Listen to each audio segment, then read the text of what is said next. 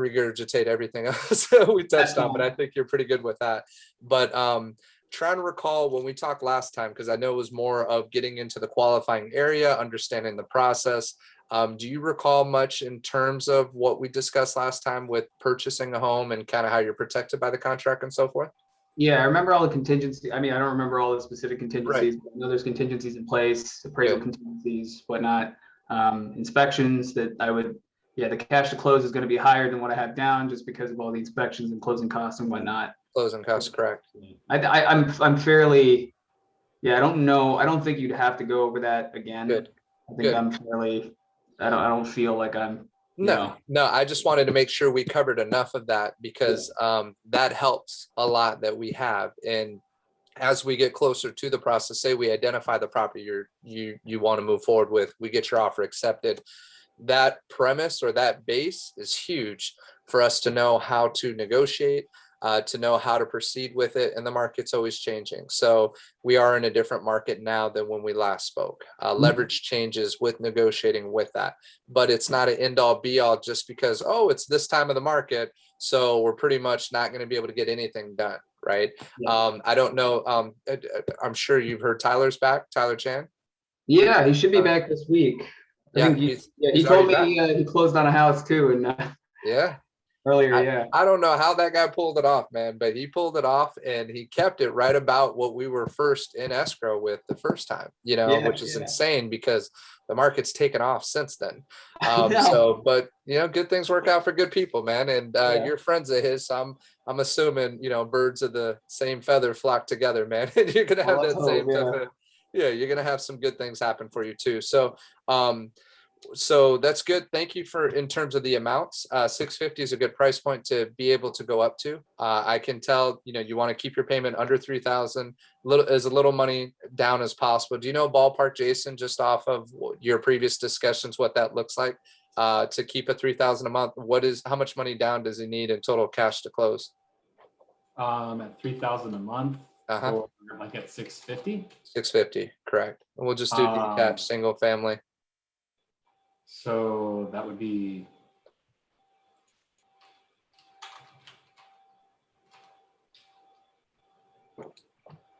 about 20% down. Okay, so that is about 20% down for that. Okay, and how much is that? What does that come out to for total cash to close? Total cash to close is going to be like 143. 143. Okay. So what area are you trying to stay if you can, Varun? Let's just say we're not looking at any numbers in particular. If it's a perfect world, what's the amount of money that you put down to get to roughly about that 3,000 a month payment so that we can kind of work it backwards to see where the comfort zone's at? I mean, I could put down the full 20% on 650. Right. I could do 130K. It's just that with the interest rates being so low, the trade-off between a monthly payment versus keeping capital, I would prefer keeping capital. So what does the monthly payment look like if I put 50K down?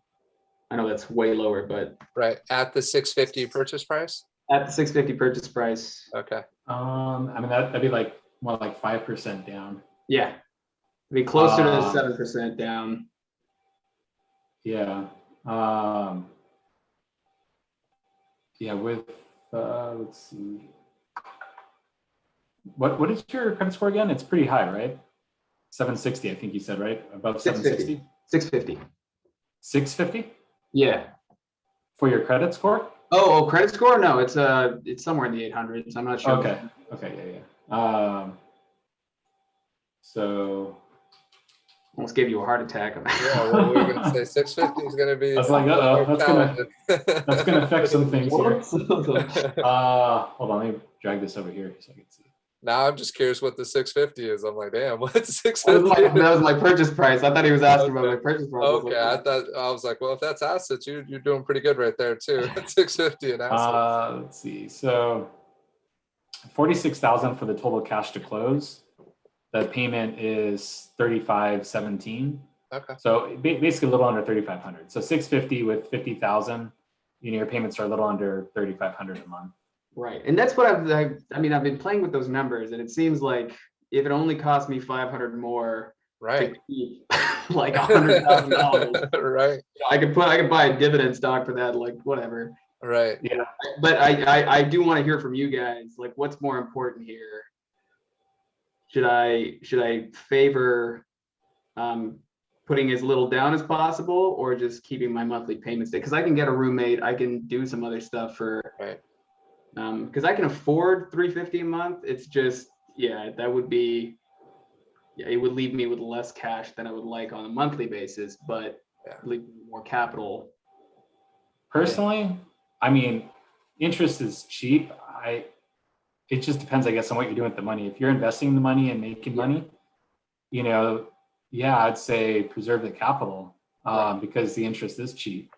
Obviously, if you know what you're doing with money, but if it's sitting in cash and you're payment conscious and you're gonna have to move people in, then put it down on the house so you don't have to have roommates, you know. But yeah, but if you're having the money, doing something really stupid here, because like the situation I'm in right now is like all of the money that I would be putting down here comes from a brokerage account, which I've done fairly well in the last 2 years, just like everybody else. I would have to sell a lot of those stocks and pay at least 15% capital gains on it. Right. Yeah.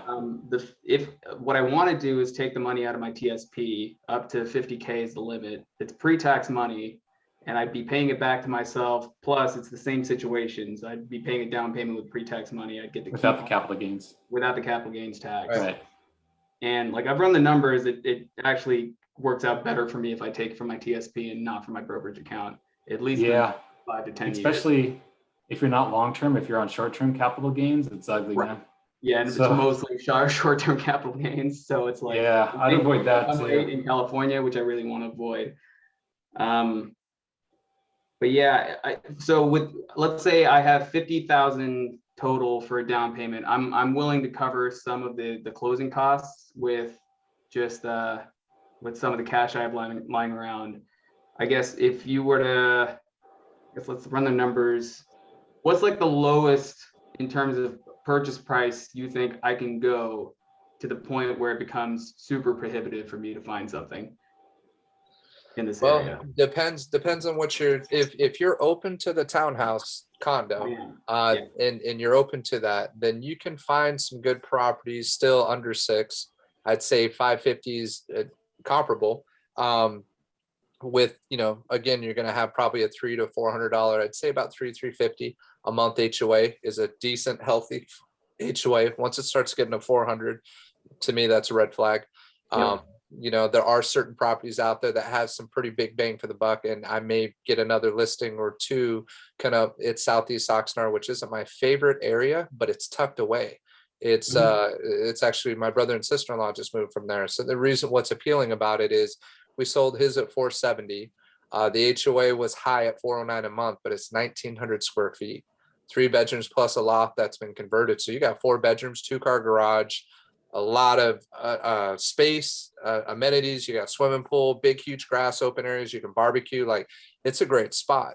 Where Tyler just bought Todd Ranch, East Ventura, that's a good spot. He got his at a good price right now. I just saw one at 490. And without getting into too many details, I don't know what he shared with you or not, but he got a good price, and I knew the agent, and we got it locked up on the first day, where if it would have went out through the weekend, easily would have went way over. One hit the next day at 455, went out at 490. And as is 490 as is went way over. That one was completely fixed up, but still showed you the upward potential. I'll just tell you, his was at 450. So, you know, just in confidence, he got his at 450. So he did well. But I knew the agent, I knew the comps. I was able to make a little video, and she shared the video with her seller, and the seller had already said he just wanted to move the property. And when we were able, Jason did the loan and we could close in 3 weeks. That's like a cash deal. So we closed the transaction in 3 weeks. So all he was gambling was 3 weeks time. And he didn't know the other ones were going to come on the next days at higher prices and go as quickly as they did. So he was probably kicking himself afterwards, but for Tyler's sake, Tyler came up. That's Todd Ranch's East Ventura. It's a good location, good little spot. You know, especially if you can get a 3-bedroom or bigger over there, they're very good to rent out. And just, you know, some flexibility with it. So there's some little pockets. There's in Oxnard, there's a place called California Lighthouse. that you want to check out, that's a gated community. Those are nice, bigger properties that will range. They're right around 500 right now. But you get bigger and they're a little bit newer meaning like last 20 years, not super old. But it's a nice community there too. So that's right off of Ventura Road and like 7th and 9th in that area there. And then a bunch of little pockets if you want to be closer by the beach. Jason, he knows those areas really well. We're looking for his uncle right now. So checking out Surfside 4, we check out the Colony. Yeah, I like those places. I've seen them on Zillow, but I'm like, Right. They seem So weirdly cheap for what they are. Like, if you're looking for long-term, like Surfside 4, yeah, where my uncle's looking to buy, that's where it's at. There's a property that just came on the market. My uncle's looking for one with a view, but even without a view, I mean, you're walking to the beach. If I could be by the beach, like honestly, I would make plenty of money. Well, there's one that it's a little high, but I don't know. He probably could swing it. It's 733 Terrace View Place. It's a townhome. So it's 3-bedroom, 2-bath, 1,500 square feet. It's 590. The one issue about that place is the HOA dues are really high. I believe 500, 600. Yeah. I think I've seen a couple of, I've seen this on Zillow.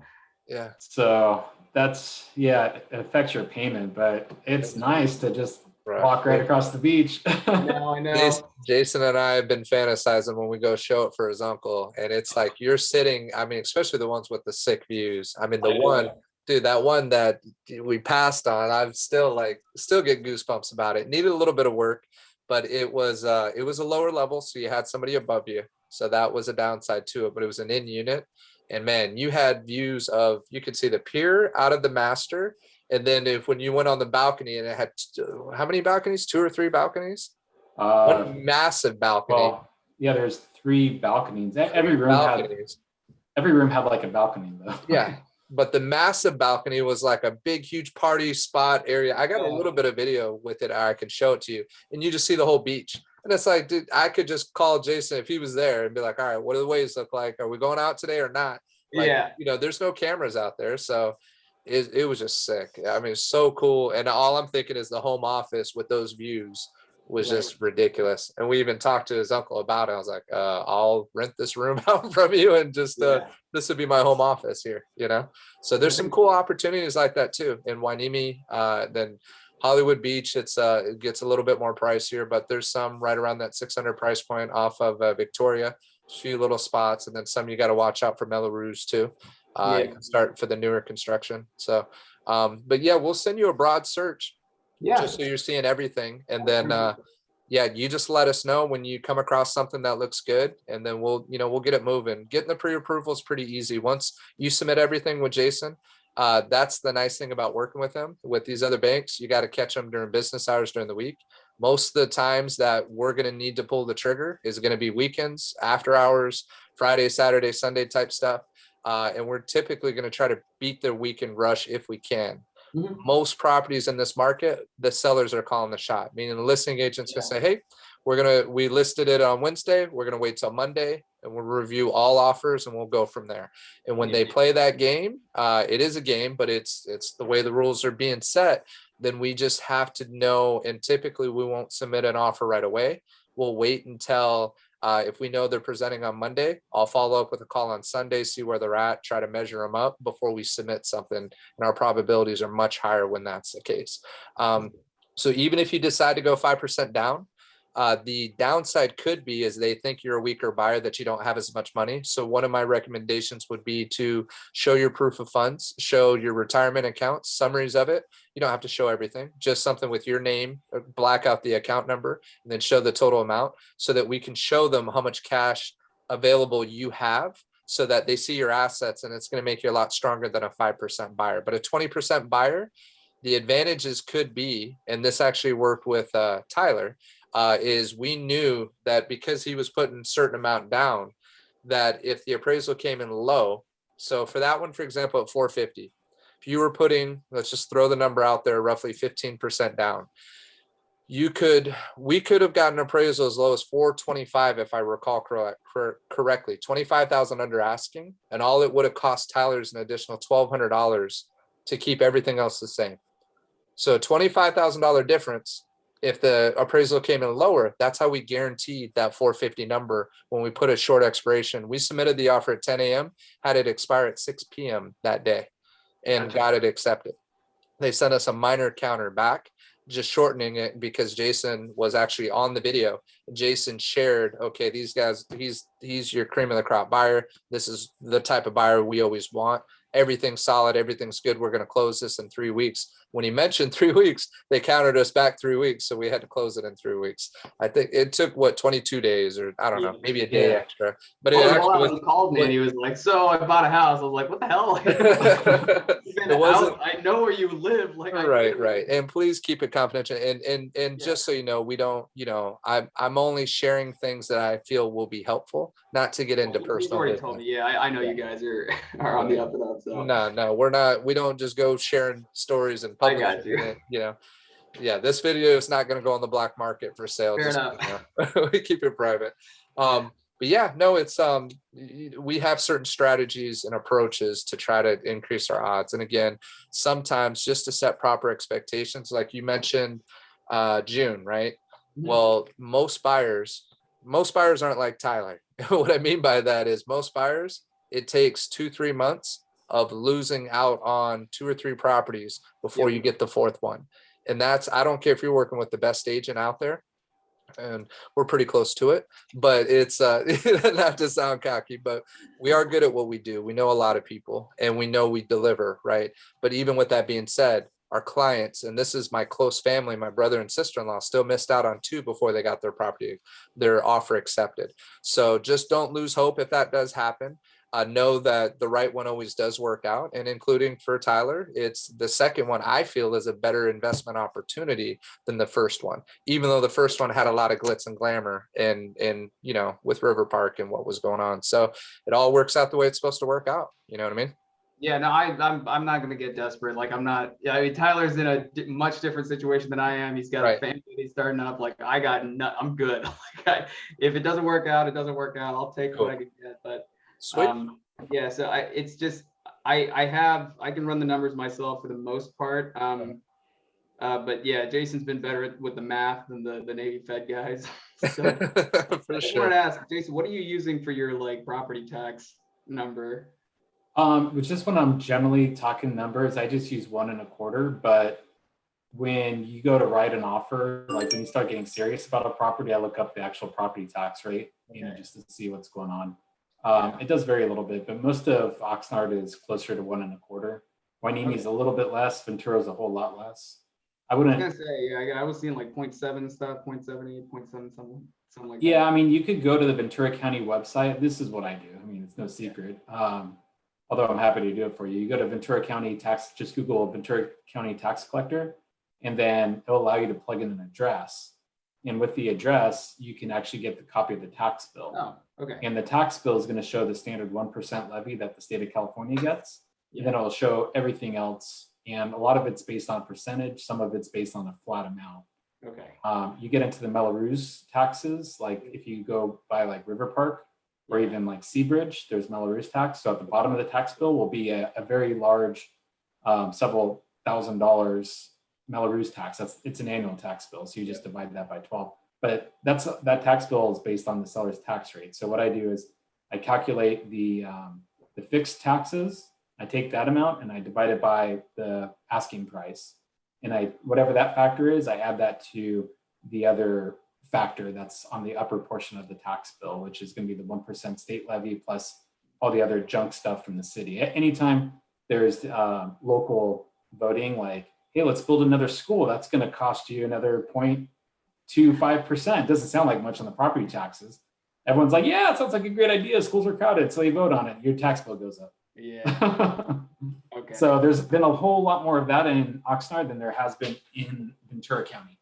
A lot of it just has, I'm sorry, than in Ventura City. And a lot of that has to just do with the fact that just politics, I guess. There's just probably more conservative people in Ventura than there are in Oxnard. So unfortunately, Oxnard has higher property tax rates for that reason. Yeah.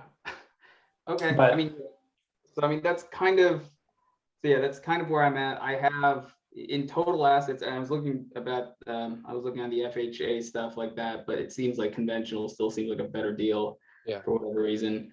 But yeah, they were saying with certain loans, I would have to prove assets. So I already have all the documents and stuff pulled up. Does it help for me to show everything or just the things that could feasibly source some of this money? For the loan, it doesn't really matter on the loan approval. What Brandon was mentioning is just to show the strength, right? Yeah. Really to the seller, because here's the biggest issue that sellers have today. A seller doesn't have an issue selling a home. That's easy. The issue is choosing the right buyer. And what Brandon was mentioning is by showing that you have more money available in assets makes them believe like, okay, well, if the value comes in low, which does happen in this market, at least we know that we could probably work with you better than someone that has minimum down or even like down payment assistance. So they're like down payment assistance. Yeah, there's so many other offers. We don't have to deal with that. Right. And then FHA loan, they'll say the same thing. They don't have to deal with that, right? Because there's a bunch of other conventional offers that they can choose from. So when you're showing that you have more assets available, that does help out. Obviously, the more money that you have down, that's usually at face value. They'll say, oh, here's a pre-approval, local lender, great news, Jason, I've worked with him or whatever. That could be a feather in the cap for them to try to push that offer in front of the seller saying, hey, this is a good one. But if you only have 5% down versus someone else with another local lender has 20% down, they're like, well, this is what's going on here. But we could obviously, Brandon always takes a different approach on every situation. Every client's different, and every listing agent that he's presenting to is different. He'll figure that out. You just follow his lead in that regard. But yeah, for me, for qualifying, all I care about is the money that you're using. So if we know that the money is going to come from TSP, I need to get a copy of the TSP statement, the terms and condition of the plan, and eventually we'll have to get proof that you got the money and it was deposited into your checking and savings. So I'll need the TSP and then the checking and savings or whatever other money you would use, because we have to document all the money that you're actually using to close. And we don't care how great you're doing in Robinhood. I mean, I'm interested. You're doing good because I trade as well. But yeah, as far as the loan, that doesn't matter to us. Okay, good to know. Yeah, so I think I have a link from you from way back. Yeah, you started the application. I have some of that information, but it's on my email. You could do another one, or I'll probably start another one because the numbers have changed since then. Okay. Yeah. Okay. So I guess Brandon, a question for you, like the appraisal contingency specifically. So a seller is asking for a price. I place a bid. Accept my bid or whatever, and then we do an appraisal. If that number comes out higher, does that mean that I have to fork over more, or is it? It just means that like the thing falls through if it's too high. It doesn't fall through. So basically, if so usually the route that becomes concerning isn't if you get a high appraisal, it's if you get a low appraisal. Okay. So on a high appraisal, good thing is you're paying for the appraisal. So the appraiser technically works for you, works for the lender. It's a third party. They're not connected to Jason on the lending side, but they hire a third party appraiser who comes out, works on the buyer's behalf. So their goal is to protect you and to make sure you don't overpay for a property. That's what they're trying to do. Now, where it gets interesting is if you got enough money down, we're seeing it get waived at 15%, 20, mostly 20%. Sorry, not 15%, 20% down. We're seeing it waived in certain situations. If they can tell that the buyer's solid, it's got plenty of money in, they got plenty of skin in the game, because what a lender's looking for is trying to default. So on the appraisal side, if it comes in high, the other side will never know. All I'll communicate to them is it came in at value. That's all I'll say. I'm not going to tell them, oh yeah, we moved into 20, 30,000 in equity, which actually did happen with these young buyers that just bought in Camarillo. They came up on a property, 1 out of 28 offers, 28 came in. Asking price was $590, $599. I knew this agent. She was second generation like myself. We actually went to high school together. She does a good amount of business. And so she's telling me everything. She's an open book. And she's like, look, the offers are coming in between 590 and 625-ish are our strongest offers. We have a couple from LA at 650, but I'm not even dealing with them. And she said, in some of mine at 625, the agent's already canceled 3 transactions with me this year. I'm not even entertaining that person. Right. So I said, perfect. I said, so, we're probably planning, and my clients were willing to do 1,000 over the highest. So they were ready to write 651. They already missed out on 3 or 4 places. They were in escrow on a place that was a bad situation with termite and electrical, all kinds of stuff. So we got out of that one. A week later, this one comes up, and this is the right house, and they're in love with it and they want to get it. But we knew it's like, okay, it's got to be the one that we're competing against 20 offers. When we submit, by the time we're done, it's 28 offers. So she's literally telling me everything. And then, so we write 630, we get a multiple counter back. She says it's between us and a couple others. She's then telling me, if I come up about 2,500, that's enough. Well, we still come up to 635, and my clients are freaking out. They want to write 1,000 over the high. So like, do the acceleration clause, do it, or escalation clause, do the 1,000 over the highest and best. I said, you don't understand. I can't tell you what I know, but what I know is we want to be right about here. Okay. Just trust me here. 635 is where we want to be. Yeah. So we do the 635, they get their offer accepted, and they had 10% down. The backup offer had 50% down. So over $300,000 down versus their 10% down at roughly about 60K. We told them it'd be an easy transaction. We did ask for repairs. We asked for 1,500 credit just to try, because I knew his mother-in-law was always chirping, trying to see what she could negotiate. And sure enough, they said, no, we're not giving any credits. We got offers going up to 650. We took yours at 635. So we're like, okay, thank you. We still want to move forward. We keep going forward. So we did. And it all worked out when we closed the transaction. Well, the appraisal came back at 655, 20 over what we got it accepted at 635.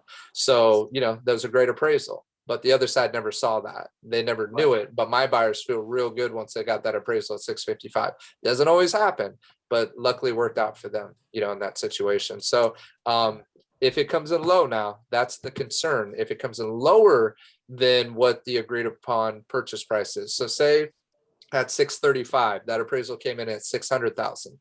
These guys got 10% down. They probably could have came up with a little bit of extra money, but say if it came in at 6 and we're off by $35,000, now there's a good chance that they could, so the seller would have the option to drop the price to 600, which if you're a seller and you got 28 offers and offers at 650, you're going to do that? No. Mm-hmm.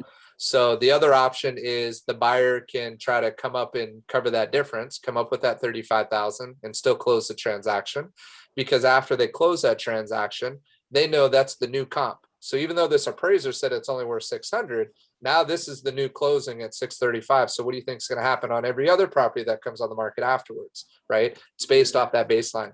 So that's an option where you come in because you want to get it. You know that there's nothing else that's better there. The other part is you can try to negotiate and meet in the middle, which is what we did on a down payment assistance transaction recently, where I had a listing, actually represented both sides, had the buyer, they were doing down payment assistance. We had it priced based off the last model match at 470. We priced ours at 480 because we had courts, we had better upgrades.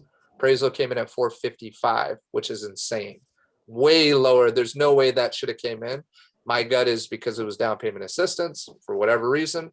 So appraiser felt like he was doing him a favor and almost screwed him out of the house, because we already had a 480 backup offer and we only had 4 showings. We didn't open it up to everybody because my brother-in-law was scared to have people in the house because of COVID. So he kept it limited. So we open it up. That house sells probably over 500,000, but we got a 455 appraisal. So with these buyers, we had to challenge the appraisal. We were able to rebut it.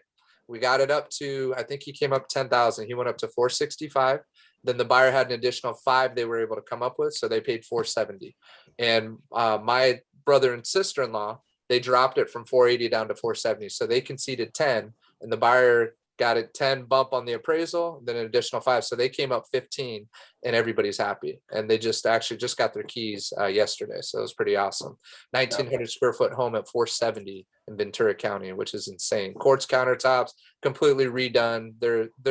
They have 4 kids. So they're just thrilled. They were ready to move out towards LA in a rough area just to be able to get something. So they're pumped. You can imagine how stoked they are. So there's some options there, and I know I actually wanted to talk to you about appraisal. So I'm glad you brought the question up. So thank you. You're already 2 steps ahead of where I wanted to go with it. Okay. And yeah, well, I'm going to let you guys go soon. I just last couple of questions. I'm a first time home buyer. Uh-huh. Are there any like credits or tax things that I can like leverage or know about, or is that going to hurt me to mention or help me to mention? Is that a good thing or a bad thing? Is it? I'll let Jason answer that one. Go All ahead, right. Jason. There's no first-time home buyer credits like from the government. They're talking about doing something. It's absolute worst time to do anything like that. Yeah, it's only going to kick the price up by exactly whatever that number is. Yeah. So the whole idea of incentives that were carved out during the Obama administration was to help stimulate buyers, especially first-time home buyers, to buy. Yeah. Were not first-time home buyers, had crappy credit because they had foreclosures and stuff, so they couldn't even qualify. But there was a bunch of people like my generation that never owned a home, that have good credit. So there was a bunch of incentives, which by offering those incentives, it helped change the housing market and turn it from a buyer's market to a seller's market. A seller's market's good, it's healthy. That means there's appreciation. When the housing market's healthy, the housing market makes up 75% of our GDP. Yeah. So when it's healthy, the economy's healthy. So the housing market is just fine right now. Well, the issue is there's no inventory. We need inventory, but no one wants to sell. It doesn't make sense to sell because the administration is not going to. There's a bunch of crazy stuff that's going on. There, basically, you can't even foreclose on anyone. They kick the can down the road to 2022 now. That's what they just announced. So you can own a home, never make a payment. Don't worry. I'm not saying to do that, but he didn't tell you that right now, Varun. Just disregard that last one that he said. No, I know you wouldn't. Not with 800 credit scores.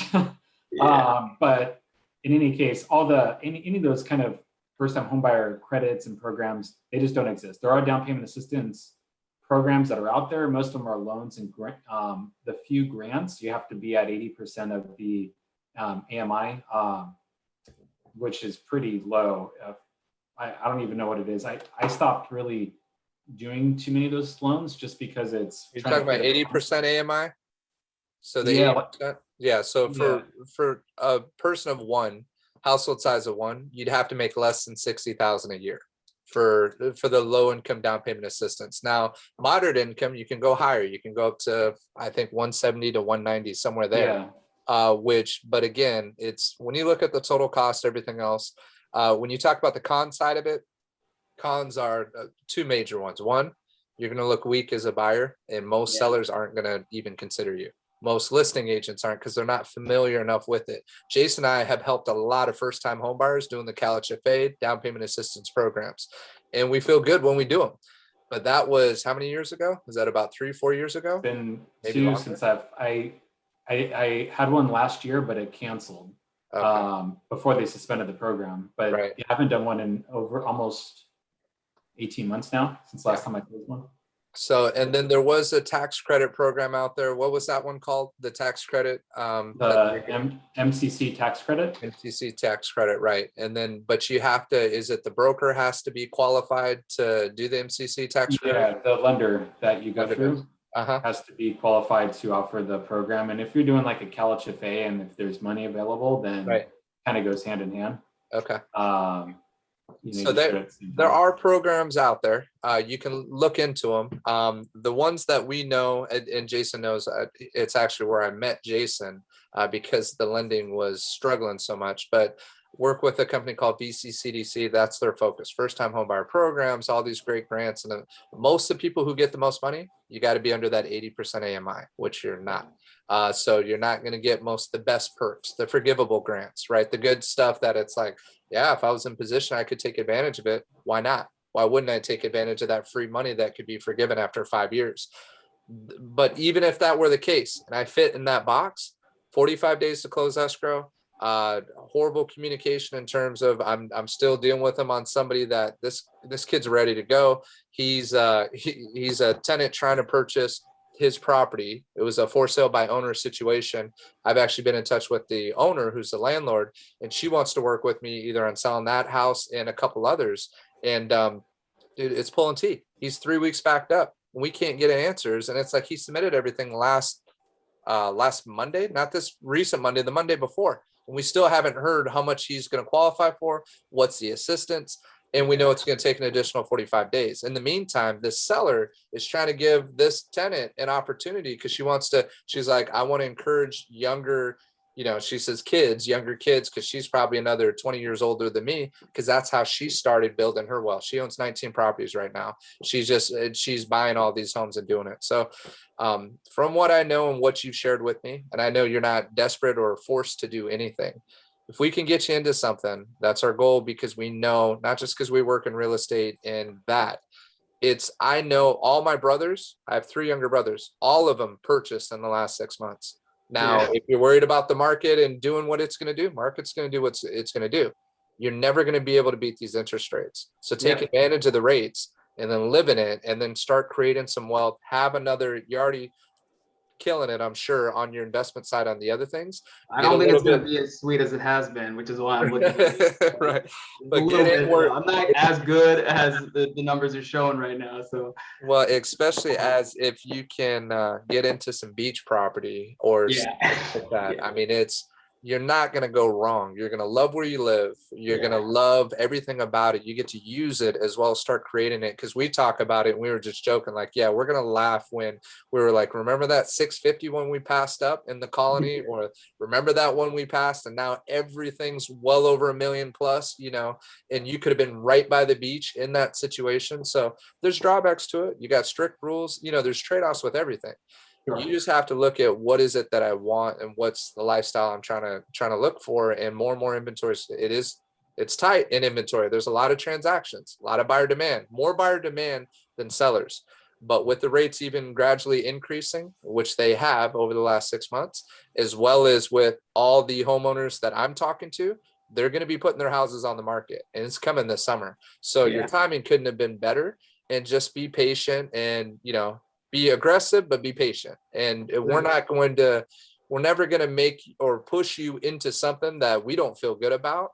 If we seem like we're being like, very persuasive or really trying to do it, it's only because we believe in it, and it's just, and I would hope that the trust is there where, we're looking out for you, and we want you to be happy and set up for success for the long term. This isn't about you just getting into a house in the next couple months. You know what I mean? So, but what is your level of trust just from our interactions that we've had? I mean, do you feel that you want to work with us, or do you?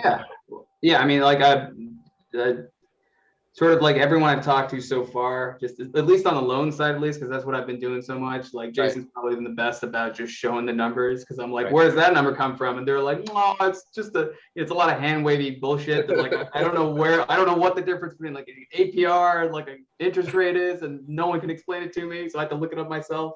Right. Stuff like that.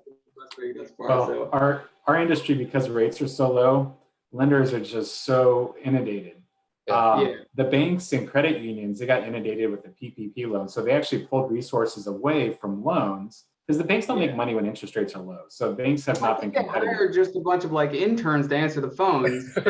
Yeah, that's what happens. They hire people, and it's, cheap labor. And that's why I tell anyone that wants to get in this industry, the good thing is that they will train you and you'll learn mistakes. So anyone that says, I want to get into doing loans, I want to become a processor underwriter, I'll say, where I'm at is like pretty much the last place, because there's no one that really helps me do my job. I have to figure it out. I mean, there's people I could call on or whatever, but I basically, I'm sailing my own ship here. But if you want to learn, you work at a bank. You can make lots of mistakes. You don't pay that well. You don't get paid as much, but that's okay. They'll train you, and it's okay, because you always have like a revolving door of clients, because it's the brand recognition that you have at a bank. I work at Wells Fargo. Of course, you could trust me. I'm a banker at Wells Fargo, right? So, but yeah, because of the low interest rates, they just staffed up like no other. So most of the people, when you call any call center, they're new to the industry. Right. They don't know. And that's the other point. Is like, I'm one of those people that has like, I trust my math better than anyone else's. Like, that's how I got here. So, like, I got to make my own numbers work. And so yeah, it's been a lot of help. And Brandon, I have the humility to recognize that this ain't my game. Like, I'm a first, like, this is, my parents never owned property. Like, I never ever looked into it. I never thought I could get to the point where I could afford one. And I'm like running them. I was like, I think I can, but yeah, it's not like buying stocks. It is the idea of value in this space is very different than what I'm used to. So yeah, I'm fully aware of where I am and what you guys have done. So well, thank you. No, Yeah. I appreciate you saying it. And the only reason that I like to bring it up, and if it ever feels that you're not happy for whatever reason, just openly communicate with us. We have so much time in terms of who we get to commit our time with. And as long as I know you're committed to working with us, then we're 100% all in and making sure we get you what you're looking for, whether that's ultimately to decide it's not the right time, right? If we figure that out and we exhaust all options and we see what's out there and it's like, it's just not working out, the numbers don't make sense, the field doesn't make sense, then we don't do it. And that's okay. And that's still a good end result. It can be, even though deep down in my heart, I know that if you find the right place and you pull the trigger and you make it happen, when it's all said and done, you're going to be glad that you did it when you did.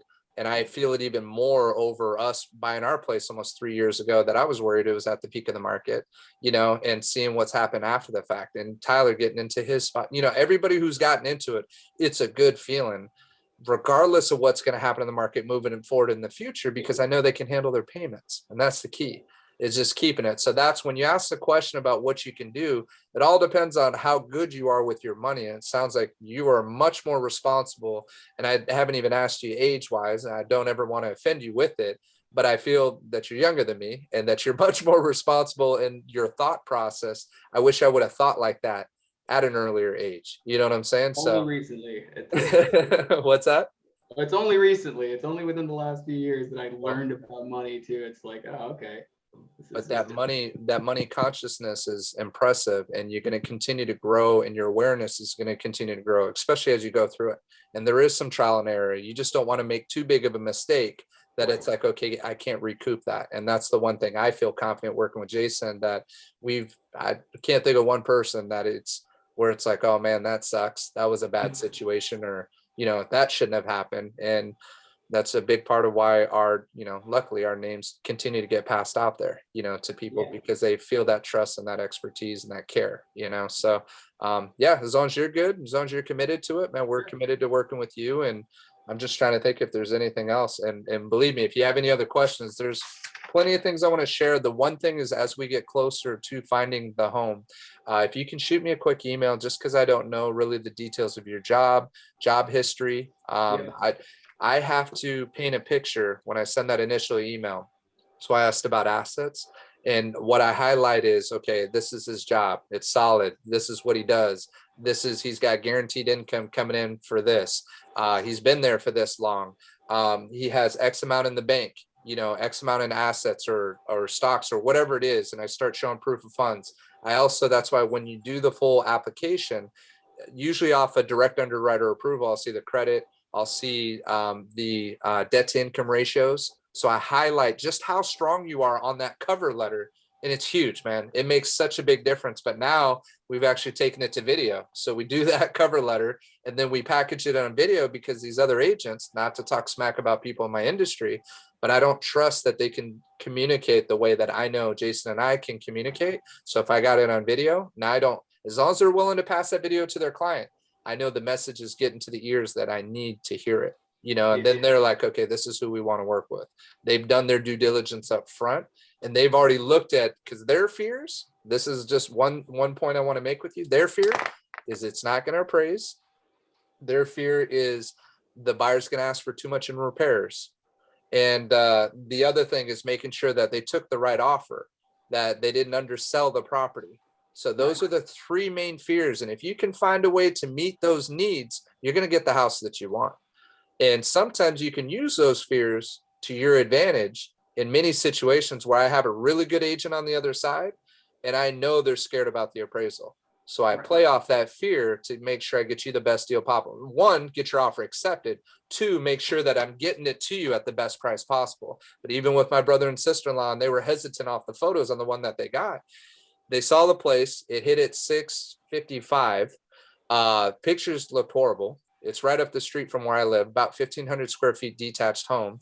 And they go and they check it out. And he's like, you know what? He's like, I know we said 690. He's like, man, 680. They haven't even seen it yet. He's like, 680 is the highest we'd write on it. And I said, you could do that. But it was 665. He was saying 680. I said, if you do the 680, they're going to counter you back, or they're going to draw it out. I said, you give them 690. 690 is an offer they can't refuse. I said, now I got a chance to put that short expiration on them. And it's going to be, you want to give them an offer that they can't refuse. Well, the reason why 690 was the number, just so you know, for this one, is that house should have went out at 710 to 730, somewhere in that ballpark. If it played out the way it regularly would have, that's what it would have ended up at. And my sister-in-law already told me she was willing to go to 710. So we write 690 short expiration. That's quite a bit over asking. That takes some serious faith and trust. We've also missed out on a couple of houses. We got second place on a home that was listed at 690 and went out at 730,000, lesser neighborhood, same square footage, a little bit more in updates, but lesser neighborhood. And that went out at 730 and we got second place. So we just lost that. So I knew, and I told him, I said, you get this under 700, you got to trust me. This is the steal of all steals, even though you feel we're going over asking price. And they did. We write 690, we got it accepted. Same thing, less than 24-hour expiration. And this guy wasn't even calling me back. I was like, man, this is crazy. Like, this agent was not calling. We had a good first call after I submitted the offer because I put the pressure on him. He didn't even call. He just sent a counter. My expiration was at like 6 o'clock. He sent the counter at 6:30, single counter offer, and just cleaned up an item. I don't even remember what he cleaned up. It was minor though. And so we just said yes, and it was our house that night. So now they put about 30,000 into it. Man, they've redone. I mean, it's a little more dated inside, opened it up. That house today, right now in that neighborhood, could probably get no BS, 780 to 800,000 in the condition. Have you seen it, Jason? Have you seen what's on it? Ridiculous, man. And then we got this contractor that he's 2 months booked out, but they had their own contractor go in who said they couldn't take a wall out. Their general contractor said, you're going to need an engineer. It's going to be 20,000 just for that. They got the whole kitchen done, the whole kitchen wall taken out. They had a slider moved to the side so that they could have more cabinet space go all the way across. Brand new cabinets, quartz countertops, opened up, put the beam across the top, scraped the ceilings, did all the paint, did the flooring, did everything. Dude, I think it was 26,000 for all of that. And then he gets he got the furnace, which was a brand new furnace, but the ducting had to be removed. He got the furnace moved to the attic for another like 5,100 for all new ducting and then AC added to it. $5,100. Damn. It was crazy, dude. So this contact, and it's only because I worked with this home inspector for 16 years who does a lot of flips. We've been at multiple places. We've talked about repairs and costs multiple times. He's never brought this up, but it's because it was my brother and sister-in-law. And he could tell this general contractor was trying to take advantage of the situation. He quoted $4 to $5 a square foot for the flooring. And I asked him, I said, is that including removal, installation? No, that's just the parts. And then I tell the home inspector, he's like, what are they putting in for flooring? You know, like what kind of vinyl flooring are you putting in for $4 to $5? He's all, no, this guy's ridiculous. He's all, this is all off the record. That's material plus installation? No, just material. $4 to $5 a square foot. I tell people it's $5 a square foot between material and installation, plus everything. Taking out the old stuff and everything. Yeah, not just material. $5 a square foot for me. The guy was just, but they do a lot of high-end staging stuff. So my sister-in-law, who wanted to work with them before, she was just like, oh, we're going to have them come over. They do all this cute stuff. It's like, yeah, and they're trying to, take advantage. I'll just keep it rated PG, trying to take advantage of the situation, right? It was like, it was so bad. And I'm just sitting there. I was like, they better not blow this deal up, because I could tell Deanna was like, she was heartbroken when she heard these people talking. So Alex actually helped keep their spirits up, then came through. When he said this guy's going to be booked like 3 months out, he got everything done in less than a month. He quoted 6 weeks, got it done in like 4 weeks, finished everything. And it looked awesome. Dude, he killed it on that kitchen. So I'll definitely plug you in with the guy. Guys, he's not a general contractor, but he's good at what he does, good quality work. And you're not going to beat him in terms of price. I'm going to have him do some stuff at our house. My sister-in-law's already asking. I got other clients already asking, and they're pissed because he's 2 months booked out, Yeah. But it's hard to find good people. That's Jason knows. I mean, Jason's got some people, and it's so hard to find good contractors. So don't buy something anticipating that you're going to dump another 20, 30,000 and make a ridiculous property. But you could put in a budget of about, I'd say 15-ish, and still be very happy and do some paint, some flooring, and it feels like a brand new property. And that's something that's very manageable and doable, and keeping it within a reasonable budget. And you'll see things, because there's two types of properties on the market. I'm trying not to drag this out. This is just key info. You're going to have the house that everybody wants. That's the HGTV property that's priced well, that looks beautiful, that everybody's on. That's going to go 30 to 40 plus over ask every time. Okay. That's what's happening. Then you have the house, even though they paid almost 30 over asking, that agent screwed up and listed it low at 665, because it's in Arneal Ranch, which is right across the street from where I live. It's the more desirable neighborhood. Those homes are going 800 plus. So this one, he priced at 665 because it was of its condition, and he could have easily priced it closer to 7 and still got a lot of action, but he didn't. So I took advantage of that, and that's why we put that 690 number on it for that situation. But the B properties are the homes that have fallen out of escrow. They've been on the market for more than 3 weeks. They're a little bit more dated, popcorn ceilings, wallpaper just looks like kind of grandma's house, right? It's you'll see those are the ones that you can hopefully only be competing with either no other buyers or 1 or 2 buyers, and you're going to get a better deal. So not everything is that crazy market that you're hearing about. And actually, to be honest, Tyler came up on asking price, right? And that was a great deal. So that's rare. That's not, how many deals have you done, Jason, in the last, let's just say 3 months or to 6 months, that have been sold at asking price? Not too many, especially ones that look nice. That's way over. I just got one accepted. The one over, it's right kitty corner on Woolley in Victoria.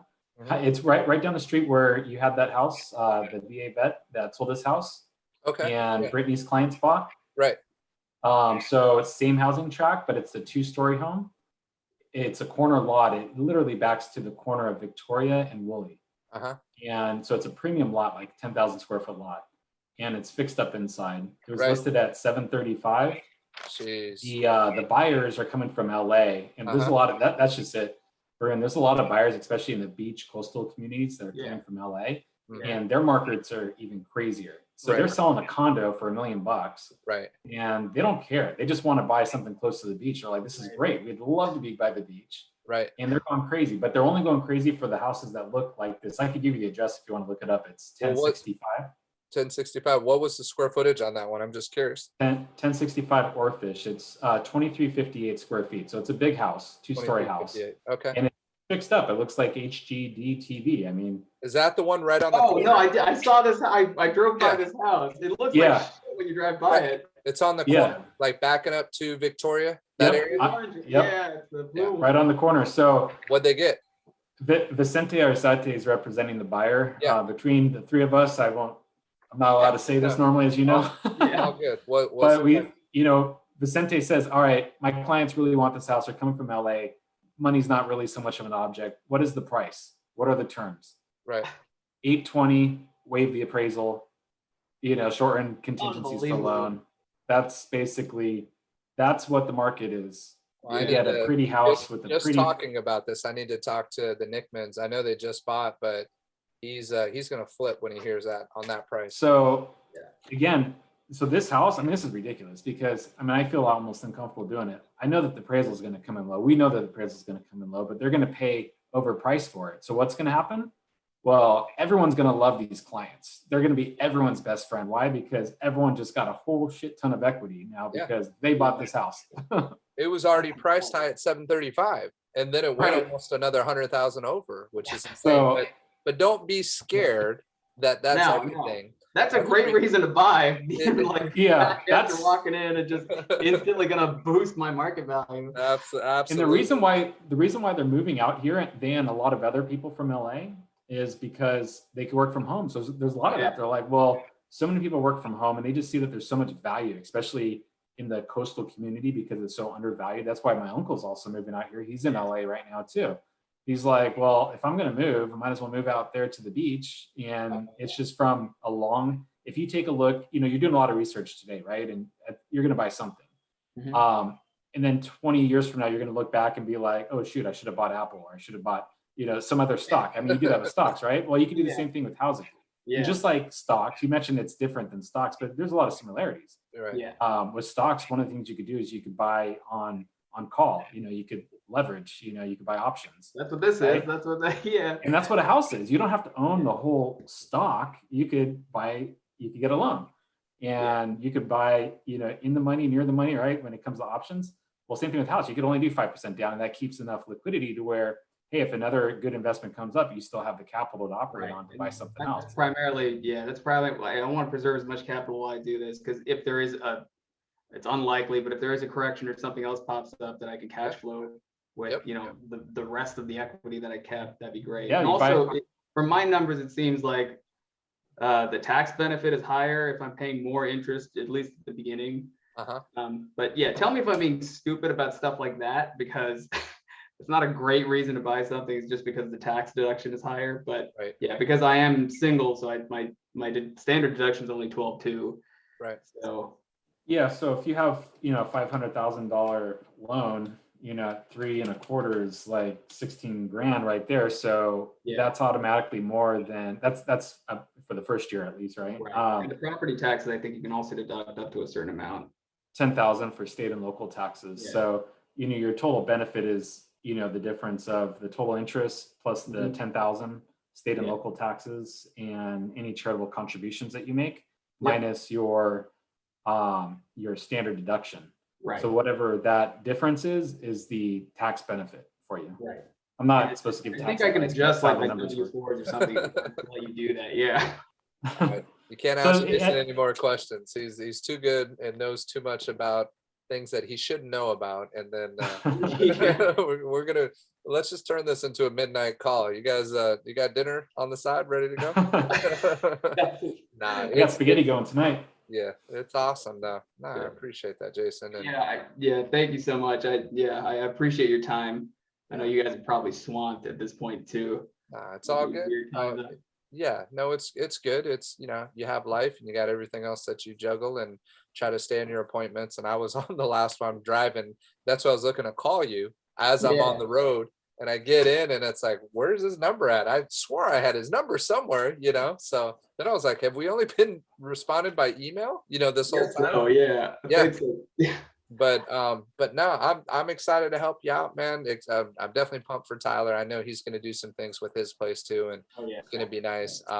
And I want to make sure we do everything we can to get you in a good situation, something that you're excited about. So what does your availability look like, or when do you want to start checking stuff out and kind of, obviously I got to send you properties first. What is it? ASAP. I will write something up. I'll send you guys sort of a better description of where I am, how much I make, what I'm looking at, that type of thing. And then, I don't expect to move into a place like next week or whatever. So I know this is going to take time. So look, I've already been driving around different neighborhoods for the last few weeks. I've been in Guam for like the last month. So I just got back and I started. Oh, wow. That's cool. How was Guam? Hot, really hot, really humid. Had to quarantine in a hotel room for 2 weeks. And then I was on a ship 100 miles south of it for 2 weeks. So it's been I'm glad to be home. Cool. Ready to find a home. So in any particular areas, just to keep an eye and ear out for, any certain areas that you like that you've seen so far?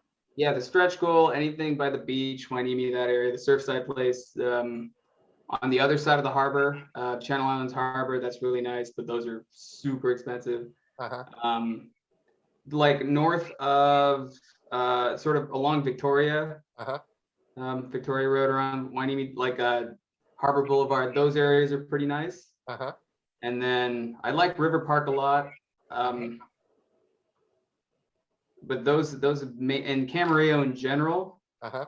And maybe sort of Oxnard, sort of just south of the freeway, like the business area.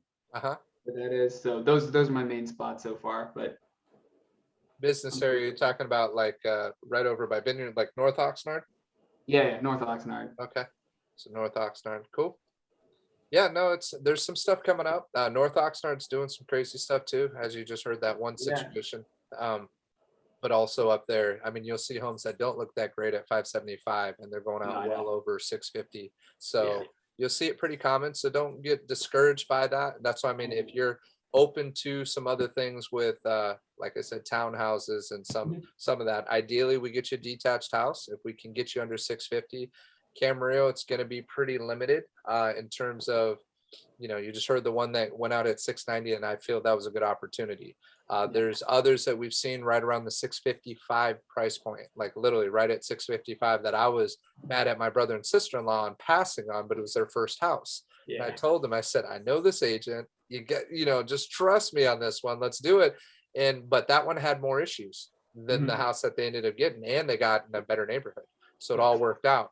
So as long as you can be flexible like that. So after your June date, can you go month to month? Can you do a month to month with them? I can, but like I'm down to leave before, like my half of the rent's not that hard to cover if I'm also, so If I'm you find okay something before then.